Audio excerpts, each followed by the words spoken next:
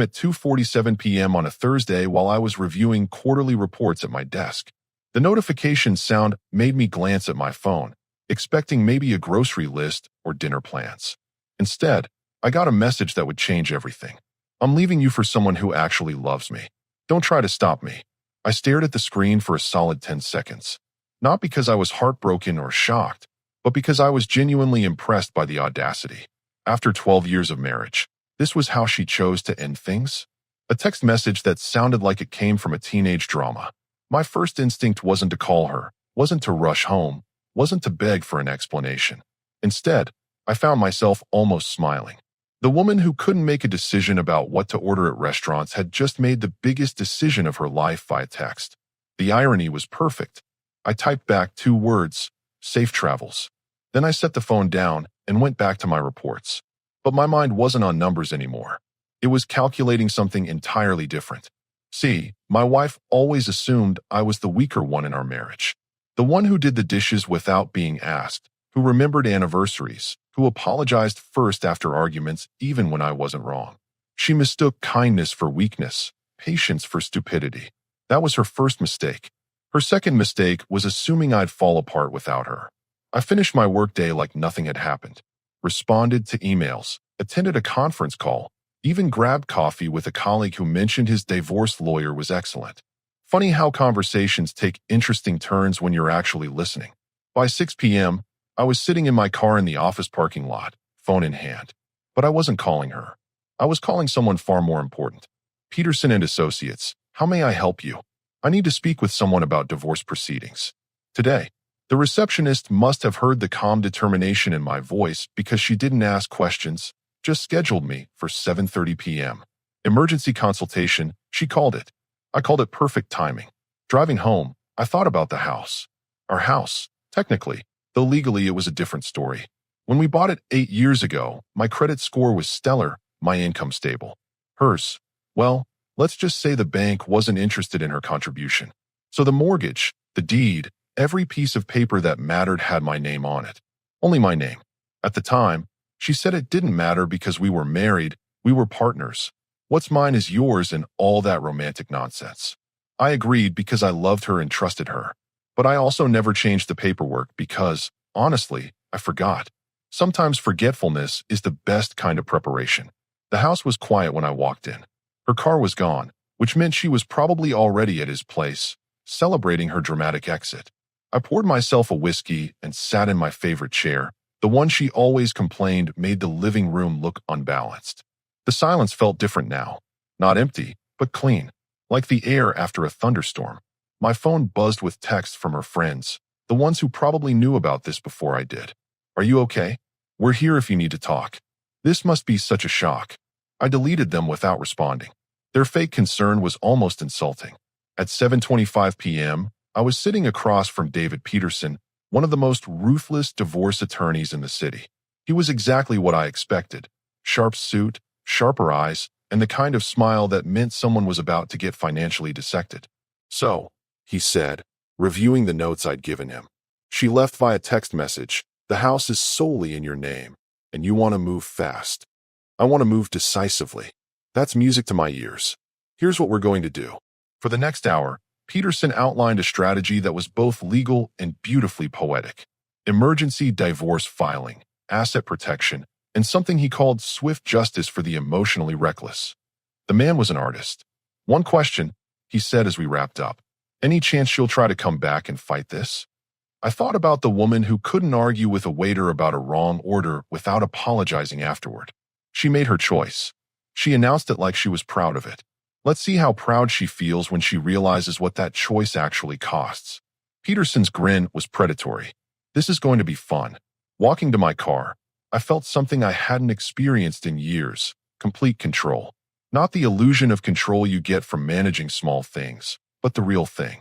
The kind that comes from having better information, better preparation, and better instincts than everyone else in the room. My wife thought she was writing the ending to our marriage. What she didn't realize was that she'd just handed me the pen. Friday morning arrived with the kind of clarity that only comes after making a life-changing decision. I woke up at 5:30 a.m., not because an alarm forced me to, but because my mind was already 3 steps ahead of the day. Coffee tasted better. The morning news seemed less depressing. Even my reflection in the bathroom mirror looked different, more focused, more alive. By 6 a.m., I was already executing phase 1 of what Peterson called strategic preparation. First stop, the bank. The joint account we'd maintained for 12 years was about to become significantly less joint. The bank manager, a woman in her 50s who'd handled our account since we opened it, looked confused when I requested to transfer all funds to my personal account. Is everything all right? Will your wife be joining us? My wife is pursuing other interests. I'm pursuing financial security. She didn't ask follow-up questions. Smart woman. Next came the credit cards.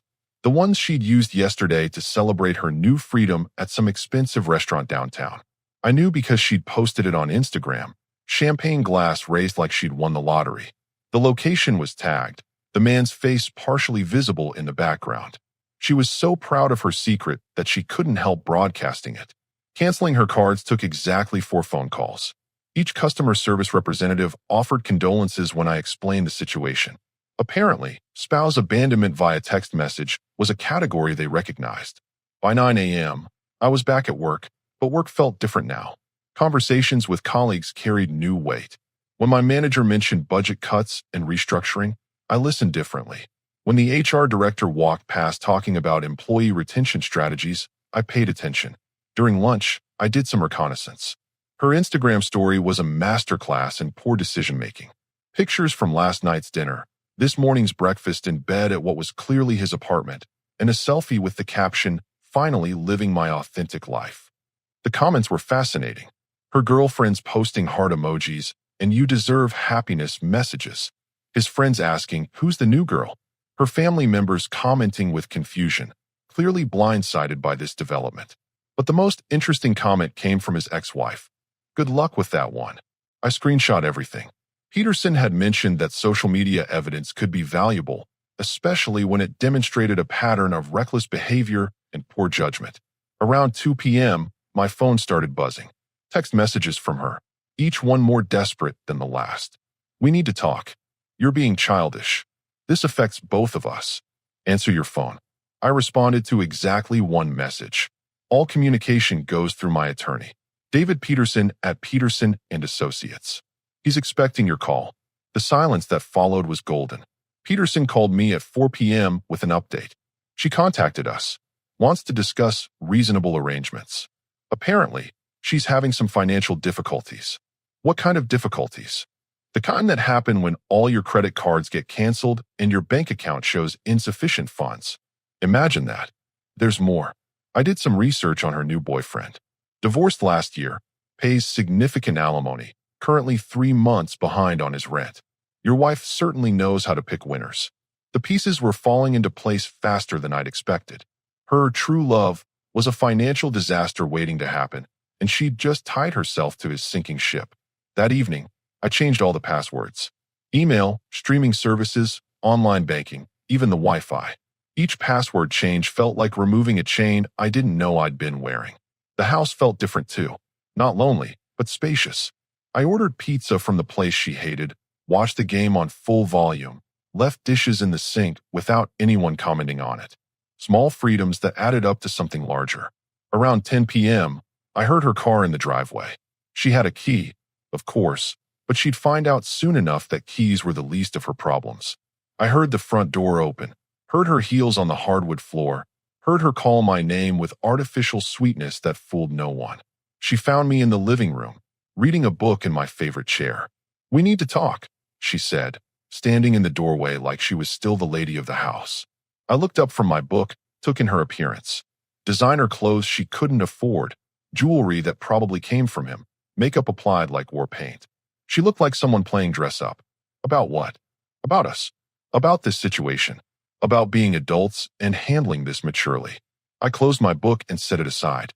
"You mean about how you abandoned your marriage via text message and are now facing the consequences?" Her confidence flickered. "You canceled my cards. You took money from our account. I secured my assets from someone who announced she was no longer part of my life. That's not how marriage works." I stood up slowly, deliberately. "You're absolutely right. Marriage requires commitment, communication, and mutual respect. You delivered none of those. So we're no longer operating under marriage rules. She opened her mouth to argue, then closed it. For the first time in our relationship, she was genuinely speechless. Here's what's going to happen, I continued. You made your choice. Now you get to live with it. Completely. The look on her face was worth 12 years of putting up with her nonsense. Saturday morning brought the satisfying sound of a moving truck in my driveway. She was actually going through with it. Packing up her belongings like this was some grand romantic gesture instead of the impulsive decision of someone who'd lost touch with reality. I watched from the kitchen window as she directed two movers, her new boyfriend hovering nearby with the nervous energy of someone who was starting to realize what he'd gotten himself into. He kept checking his phone, glancing at the neighbors who were clearly enjoying the free entertainment. She knocked on the door around noon, not with her key this time, but like a visitor. That small detail told me everything I needed to know about her changing perspective. I'm taking the bedroom set, she announced when I opened the door. No, you're not. It was a wedding gift from my mother. Your mother gave us cash. We bought that furniture together, with money from my account. Her face went through several expressions before settling on indignant. You can't keep everything. I'm not keeping everything. You're welcome to take anything you brought into this marriage.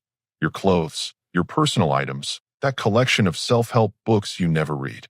The boyfriend stepped forward, trying to look intimidating. He was about my height, but softer, the kind of guy who probably hadn't been in a real confrontation since middle school. Look, man, maybe we can work something out here. I stared at him until he looked away. The adults are talking. She grabbed his arm when he started to respond, which told me exactly who was really in charge of their relationship. It's fine. Let him have his furniture. We'll buy better. With what money? I wondered, but kept that observation to myself. The moving process took 3 hours. 3 hours of watching her pack up pieces of a life she'd thrown away via text message.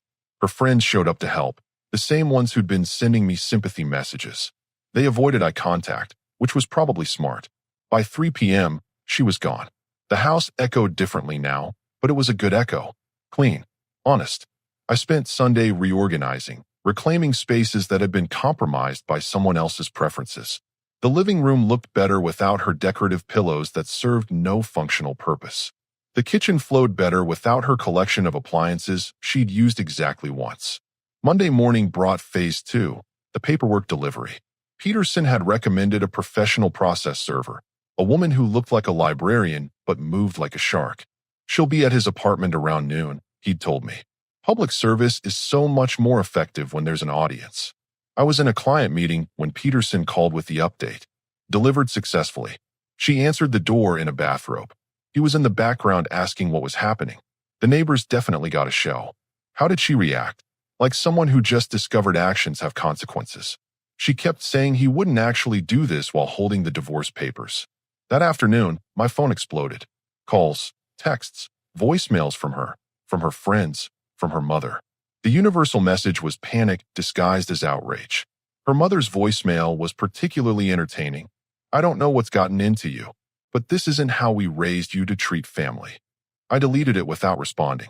The woman who'd raised her daughter to abandon marriages via text message had interesting ideas about proper behavior. Tuesday brought the first crack in her new relationship. She posted a cryptic Instagram story. Some people don't know how to fight for what matters. No pictures of him, no location tags, no happy couple content. By Wednesday, the cracks were becoming visible fractures. Her boyfriend posted on Facebook about unexpected complications and needing space to think. His friends started commenting with advice like, maybe reconsider, and red flags everywhere, bro. Thursday evening, she called from a number I didn't recognize. You're destroying my life. I'm protecting mine. He's having second thoughts. He says the legal stuff is too complicated. Smart man. Smarter than I gave him credit for. This isn't a joke. I have nowhere to go. You had somewhere to go. You had a home, a marriage, a life. You texted it away for someone who's already backing out when things get difficult. The silence stretched for nearly a minute before she spoke again. Her voice smaller now, more desperate. We can fix this. We can go to counseling. The time for fixing things was before you announced to the world that you were leaving me for someone better. The time for counseling was before you made your choice public and permanent. I made a mistake. No, you made a decision. A very public, very permanent decision. Now you get to live with it. Please. That single word carried 12 years of history, but it was 12 years too late. My attorney will be in touch regarding asset division and custody arrangements for our shared property. Until then, all communication goes through him. I hung up and blocked the number. Friday afternoon brought the most satisfying phone call of the week. Peterson, barely containing his amusement, delivered the news I'd been waiting for. He broke up with her this morning, told her he couldn't handle the drama and legal complications. She's currently looking for a place to stay because apparently his apartment was never an option for permanent residents. Where is she now? According to my sources, sitting in a Starbucks downtown, calling everyone she knows for a place to crash. The woman who'd left me for someone who actually loved her was now homeless because that love evaporated the moment it came with paperwork and consequences. Justice had a beautiful sense of timing. Saturday morning brought rain, which felt appropriately dramatic for what was unfolding across town. I learned about it through her sister, who called me out of desperation masquerading as concern. She's been calling everyone for help. Mom and Dad won't even answer the phone. Smart parents. This is serious. She's talking about sleeping in her car.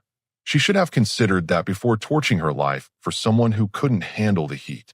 Her sister went quiet for a moment, then tried a different approach. You know she didn't mean it. She was just confused, going through something. She meant it enough to pack her belongings and move out. She meant it enough to broadcast it on social media. She meant it enough to serve me divorce papers through her actions. The only thing she's confused about now is why those actions have consequences. After hanging up, I poured myself coffee and checked the local real estate listings.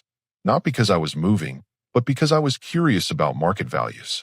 My house had appreciated significantly since we'd bought it.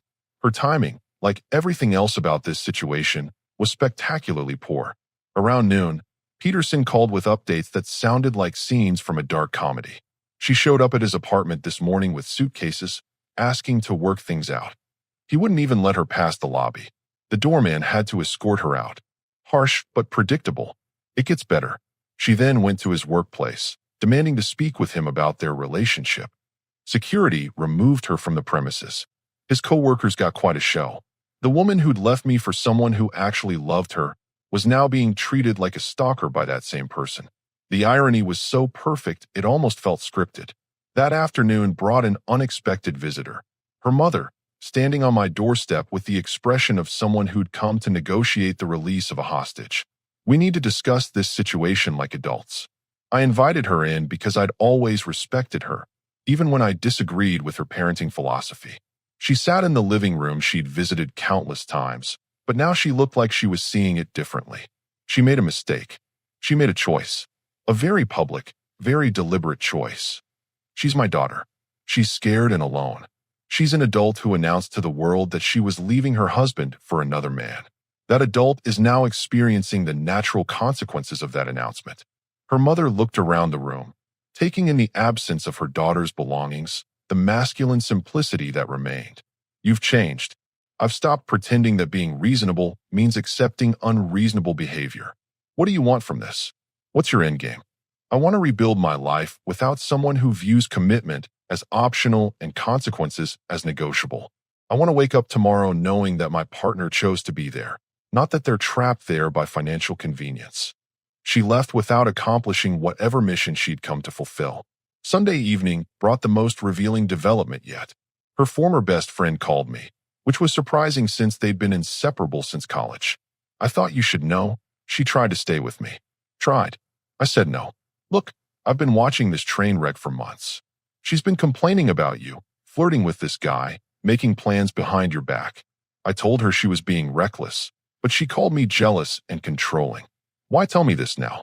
Because she showed up at my door last night expecting sympathy and a free place to stay. She actually said you were being cruel and vindictive for not letting her come home after her experiment didn't work out. The audacity was breathtaking. She viewed her affair and abandonment as an experiment that I should have patiently waited for her to complete. She's burning bridges faster than she can build them, her friend continued. Everyone's getting tired of the drama. She's exhausting to be around. Monday brought news that her financial situation had deteriorated beyond comedy into genuine crisis. Peterson's investigator had done thorough work. She maxed out a credit card trying to maintain her lifestyle while staying in hotels. The card company cut her off yesterday. She applied for 3 different loans and was denied for all of them. What about employment? She quit her job 2 weeks ago. Apparently told them she was pursuing new opportunities and wouldn't need the position anymore. The woman who'd left me because I supposedly didn't provide enough excitement had quit her job to chase a man who'd dumped her within a week. Her strategic planning skills were impressively terrible. Tuesday afternoon, I received a text from an unknown number. Can we meet somewhere neutral to talk? I showed it to Peterson, who laughed. Neutral territory? What does she think this is, a peace negotiation? In her mind, probably. Your response. My response is no response. She made her position clear when she sent that original text. I don't negotiate with people who've already declared the relationship over. Wednesday brought confirmation that her support network had officially collapsed. Another mutual friend called to inform me that she'd been asked to leave her temporary living situation after only 2 days. She kept talking about how you'd ruined her life, how she was the victim here. Nobody wanted to hear it anymore. Where is she staying now? Last I heard, she was looking into extended stay motels. The cheap ones. The woman who'd left me for a better life was now living in budget accommodations, unemployed, financially ruined, and socially isolated. Her grand romantic gesture had transformed her from a comfortable middle-class wife into someone checking motel prices by the week. Thursday evening, I was reviewing divorce paperwork when my doorbell rang. Through the peephole, I saw her standing there, but she looked different.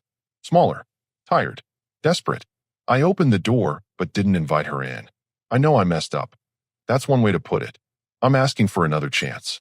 A real chance to make this right. You had a real chance. You had 12 years of real chances.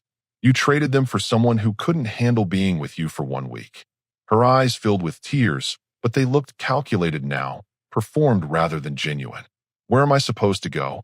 That's a question you should have asked yourself before you left. I closed the door and returned to my paperwork. Outside, I could hear her crying, but it sounded like someone mourning a death rather than someone who'd voluntarily walked away from life. The sound eventually faded as she walked back to whatever car she was driving now. Through the window, I watched her sit in an older sedan I didn't recognize, probably borrowed or rented. She sat there for nearly an hour, staring at the house she'd abandoned, the life she'd thrown away, the man she'd underestimated. Finally, she drove away into whatever remained of the future she'd chosen for herself. Friday morning brought the kind of crisp autumn air that usually signals new beginnings. I was having my first peaceful breakfast in weeks when Peterson called with news that perfectly captured the season. She filed a counterpetition yesterday, claims emotional distress, abandonment, and demands half of everything. On what grounds? Apparently, she's arguing that your sudden coldness and financial manipulation forced her to seek comfort elsewhere. Her lawyer is painting you as the villain who drove her to infidelity. I almost laughed. She's claiming I abandoned her after she literally texted me that she was leaving? Her narrative is that you pushed her away emotionally, forcing her to find love elsewhere, and then cruelly punished her for seeking happiness. What's our response? Documentation. We have her text message declaring she was leaving. We have social media posts celebrating her new relationship. We have witness statements about her moving out voluntarily. Her story falls apart under basic scrutiny. That afternoon brought validation in an unexpected form. Her former boyfriend's ex-wife called me directly. I hope you don't mind. I got your number from a mutual friend. I wanted to warn you about what you're dealing with. I'm listening. She did the same thing to my marriage. Moved in on him while he was going through our divorce, convinced him I was the problem, got him to make grand gestures and promises. Then when the reality of his financial situation became clear, she disappeared. How long did that take? About 3 weeks. She's a predator who targets men during vulnerable moments, then abandons them when they can't provide the lifestyle she thinks she deserves. The pattern was becoming clear. I hadn't been her first victim, just her most recent target. The difference was that I'd refused to play the victim role. Saturday brought an escalation that crossed every line of acceptable behavior. I was working in my home office when I heard voices in my backyard. Through the window, I saw her walking around my property with someone who looked like a real estate appraiser. I stepped outside, and the temperature seemed to drop 10 degrees just from my presence. What exactly are you doing on my property? The appraiser looked uncomfortable. Ma'am, you said you had permission to show the house. She lied. This is my house. She doesn't live here anymore, and you're trespassing. She tried to maintain her composure. I have rights as your wife. You have rights as my soon-to-be ex-wife, none of which include bringing strangers onto my property without permission. The appraiser gathered his materials quickly and left without another word. Smart man. You can't keep me away from what's rightfully mine, she said after he was gone. I'm not keeping you away from anything that's rightfully yours. But this house isn't rightfully yours. Your name isn't on the deed, the mortgage, or any document that matters. Her mask slipped completely. You manipulated me. You made sure everything was in your name so you could control me. I protected my assets because I worked for them. You benefited from that protection for 12 years. The moment you decided you didn't want those benefits anymore, you lost access to them. My lawyer says I can claim common law ownership. Your lawyer can claim whatever generates billable hours. Reality is what matters in court. She stood there for a moment, probably calculating her next move. Then she played what she thought was her trump card. I know about your retirement accounts. The 401k, the investment portfolio. I'm entitled to half of everything accumulated during our marriage. You're entitled to exactly what the law provides after the court reviews your decision to abandon the marriage for another man. Her confidence cracked slightly. What do you mean? I mean that adultery affects asset division in this state, especially when that adultery is documented, celebrated on social media, and voluntarily admitted through text message. The color drained from her face as the implications hit her. Sunday brought news that her support system had completely collapsed. Her sister called me again, but this time her tone was different. I need you to understand something. She's been staying with different people, wearing out her welcome everywhere she goes. She's becoming bitter and desperate. That's unfortunate, but not surprising. She's talking about doing something drastic, maybe trying to force you to take her back. Such as, I don't know exactly, but she keeps saying she's not going to let you win this. Monday morning brought the drastic action her sister had warned me about. I arrived home from work to find my front door standing open and voices inside my house. I called Peterson immediately. She's inside my house with people I don't recognize. Call the police. Right now. Already dialing. The police arrived within minutes, which was fortunate because the situation inside was even worse than I'd imagined. She'd brought what appeared to be a locksmith and was attempting to change the locks on my own house. The senior officer looked at the deed I'd brought outside, then at her, then back at the paperwork. Ma'am, this isn't your residence. You need to leave immediately. I'm his wife. I have rights. You have the right to hire a lawyer and settle this in court. You don't have the right to break into someone else's property. The locksmith packed up his tools without a word. Professional courtesy between tradesmen, I supposed. She tried one last appeal to authority. Officer, he's being vindictive. He locked me out of my own home. Ma'am, according to these documents, this is his home. If you feel you have a legal claim, that's a matter for the courts. After they escorted her off the property, I stood in my violated house, assessing what she'd touched, what she'd moved, what she'd tried to claim. The desperation was almost tangible. Tuesday brought the final humiliation of her week. Peterson called with news that sounded like the climax of a tragic opera. She was arrested last night. For what? Trespassing and attempted burglary at her former boyfriend's apartment building. Apparently, she tried to break into his unit using the emergency stairwell. The woman who'd left me for someone who actually loved her had been reduced to breaking into his apartment like a common criminal. Where is she now? Released on her own recognizance, but there's a restraining order. She can't go within 500 feet of him or his residence. What about us? I'm filing for one today. This behavior pattern is escalating, and we need legal protection for you. By Wednesday, the restraining order was in place. She was legally prohibited from coming within 200 feet of me or my property. The woman who'd spent 12 years sharing my bed was now forbidden by law from approaching my house. Thursday evening brought a final phone call from her mother, who sounded exhausted and defeated. She's moving back home with us. I'm sorry it came to that. No, you're not. And honestly, I don't blame you anymore. I've watched what she's done, how she's acted, the choices she's made. This isn't the daughter I raised. People change. She didn't change. She revealed who she really was when she thought she had something better lined up. You just refused to pretend otherwise. After hanging up, I sat in my quiet house, surrounded by the peace she'd inadvertently given me.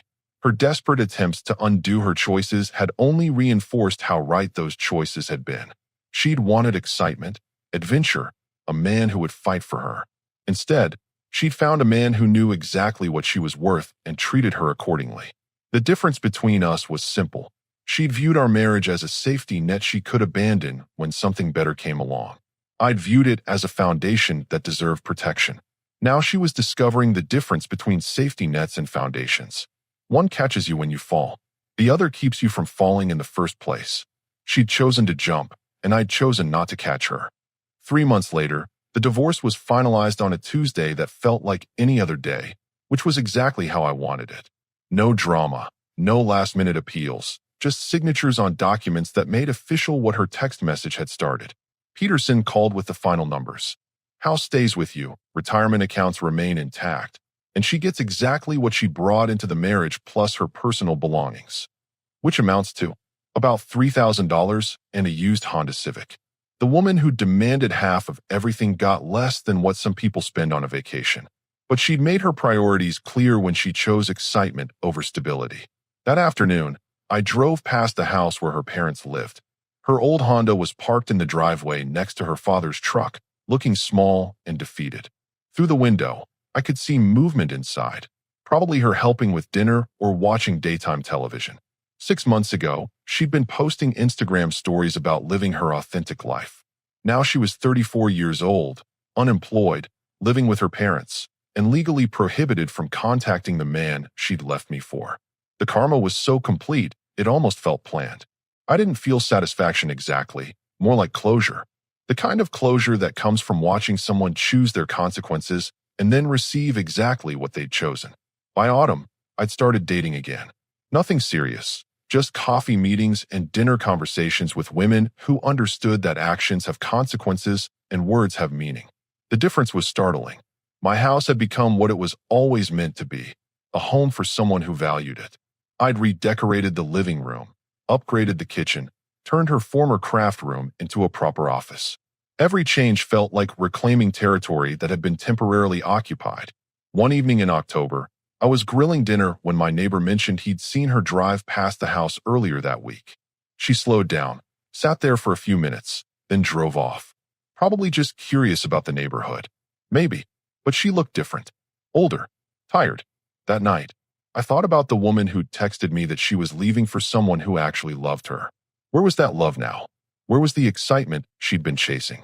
Where was the authentic life she'd been seeking? She was living in her childhood bedroom, driving a 15-year-old car, and facing the reality that excitement without foundation is just chaos. Meanwhile, I was living in the house I'd worked for, surrounded by the peace I'd protected, building the future I'd chosen to secure. The final irony came in November when Peterson forwarded me a message her lawyer had sent. She was asking if I'd consider a post-divorce reconciliation meeting to discuss mutual healing and closure. I read it twice, then deleted it without responding. Some people spend their entire lives looking for someone to complete them. I'd spent 3 months discovering that I was already complete. She'd thought leaving me would teach me what I'd lost. Instead, it taught me what I was worth. Our story has come to an end. If you've made it this far, how about subscribing to our channel? It helps us immensely. I've selected 2 other videos for you that I'm sure you'll enjoy. Feel free to click on them. I'll be waiting for you in the next story. See you soon.